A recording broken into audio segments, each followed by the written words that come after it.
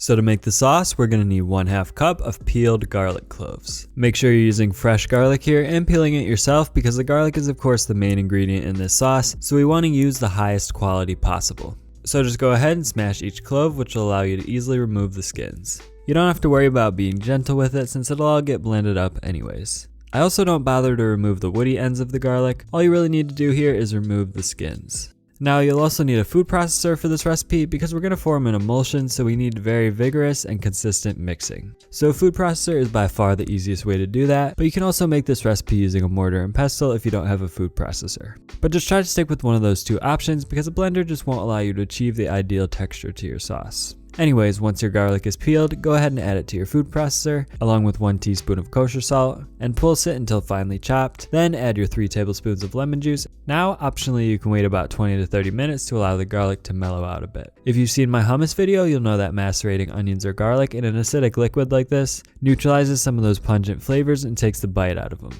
So I usually wait about 30 minutes here to reduce the bitterness, but if you like a really pungent garlic sauce, then you can just keep on going. Either way, once you're ready to continue, it's time to start incorporating the oil. So pulse the garlic mixture until you reach a fine paste, then get out 1 3/4 cups of a neutral oil. I'm just using vegetable oil here. Like I mentioned, we're forming an emulsion here, so it's very important to incorporate the oil as slowly as possible. So start by adding about a tablespoon of the oil and process the mixture until it thickens a bit, scraping down the sides of the bowl as necessary to make sure everything gets incorporated. Then continue to add the oil 1 tablespoon at a time, making sure it's fully incorporated before adding the next portion. Take your time with this part because if you go too quickly, the emulsion could break, which would lead to a lot more work to bring it back together. And this beginning part of the process is most important for establishing the stability of the emulsion. So once you've added about 4 tablespoons of oil, we're going to start adding a bit of ice water as well to help emulsify the sauce. So get out a glass of ice water and slowly add about a tablespoon of it as you continue to process. Then slowly drizzle in another 1/4 cup of oil, then a tablespoon of water, then a 1/4 cup of oil, etc. until all of the oil is used up. Again, be very careful to pour slowly here, and if you have a food processor with a hole at the top, that would be ideal. But if not, you can just continue to add the oil tablespoon by tablespoon as we did at the beginning. Either way, this entire process should take about 5 to 10 minutes, and once it's completely processed, you should be left with the light and fluffy garlic sauce. If your emulsion does break, like I mentioned before, you can bring it back with the help of an egg white. In that case, dump all but 1/4 cup of your mixture out of your food processor, then add 1 egg white and whip until it becomes fluffy. Then slowly stream in your broken mixture just like you would with the oil.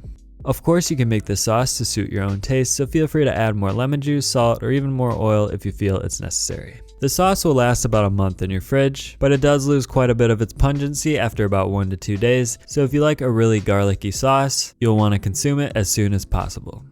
So now that we have our sauce, we'll of course need some pita bread to go with it. This is the same pita bread that I used in my hummus video, so for those of you who have been asking for it, here it is. We're going to start by combining in the bowl of a stand mixer 370 grams of bread flour and 250 grams of room temperature water. As always, using a stand mixer is optional, so you can definitely do it by hand if you prefer. Since I know some of you will be wondering, yes, you can use all-purpose flour for this recipe, but I'd recommend only using 230 grams of water in that case instead of 250 grams, because all-purpose flour generally doesn't absorb as much water as bread flour does. So I do recommend using bread flour if you can find it, just because it gives the bread a much nicer chew due to its higher protein content. Anyways, once the flour is fully hydrated, just cover your bowl and allow it to rest for about 30 minutes for the autolyse phase, during which time the gluten will start to develop and the dough will become much more smooth and extensible.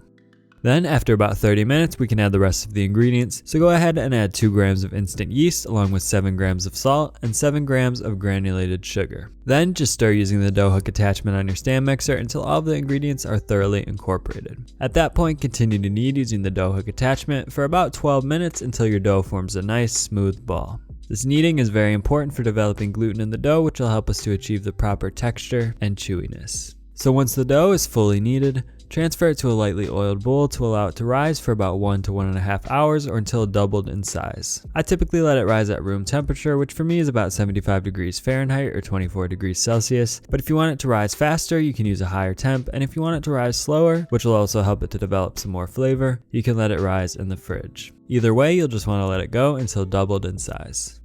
Then once you're at that point, just transfer the dough to a lightly floured surface, making sure that only one side of the dough becomes covered in flour, and divide the dough into 8 equal-sized pieces.